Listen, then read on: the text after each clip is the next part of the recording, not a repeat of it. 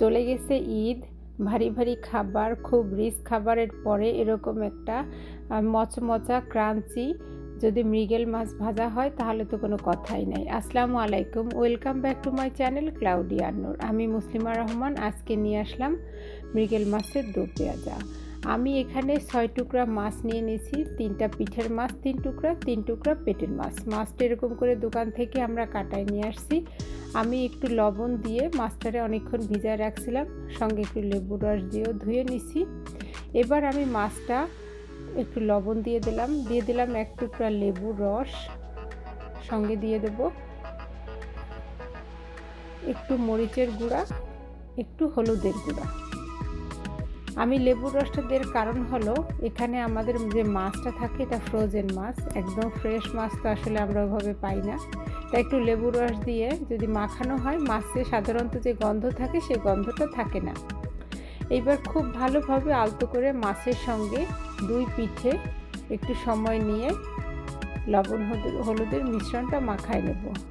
এদিকে ফ্রাই প্যানে আমি একটু তেল বেশি দিলাম, কারণ মাছটা সুন্দর করে ভাজা লাগবে। দিয়ে খুব সাবধানে মাছটারে আমি বসায় দেওয়া লাগবে, কারণ খুব সাবধানে দেবো এই কারণে যেন তেল ছিটে হাতে না আসে, তাহলে তো মুশকিল হয়ে যাবে, হাতটা পুড়ে যাবে। খুব বেশি জাল না, মিডিয়াম জালে বা যতটুকু লাগে, যার যেমন ফ্রাই প্যানটা কতটুকু মোটা লাগলে 2টা স্প্যাচুলা দিয়ে এটারে উল্টায় নেব। আমি 2টা দিয়ে উল্টায় নিয়েছিলাম, মাছটা এরকম গোল্ডেন করে ভাজে তুলে রাখছি।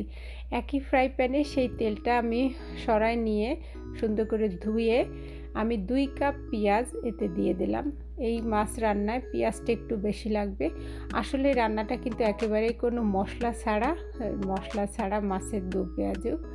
পেঁয়াজটা যখন একটু হালকা ভাজা হবে তখন আমি এই অবস্থায় দিয়ে দেব একটা রসুনের গোটা এরকম কোয়াগুলো, সঙ্গে দিয়ে দিচ্ছি কিছু কাঁচামরিচ কুচি এবং দিয়ে দিলাম একটু লবণ।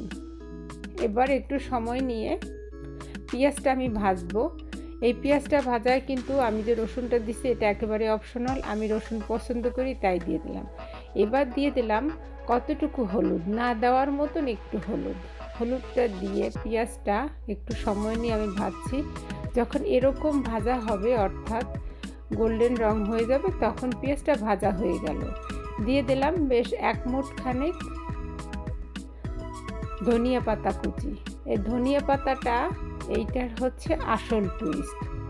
ভাজা হয়ে গেল। এবার যে পাত্রে আমি মাছটা উঠায় রাখছি পরিবেশন করব সেই পাত্রে পুরা পেঁয়াজ রসুন সব কিছুর মিশ্রণটা দিয়ে দিলাম। তাহলে কি হলো, কি বলছিলাম আমি কোনো মশলা দেইনি, আসলেই কোনো মশলা দেইনি, কিন্তু এটা যে এত মজা আপনাদের বলে বোঝাতে পারবো না। এটা একেবারেই সাদা ভাত, গরম গরম সাদা ভাত, পোলাও, খিচুড়ি সব কিছুর সাথে অসম্ভব ভালো লাগে।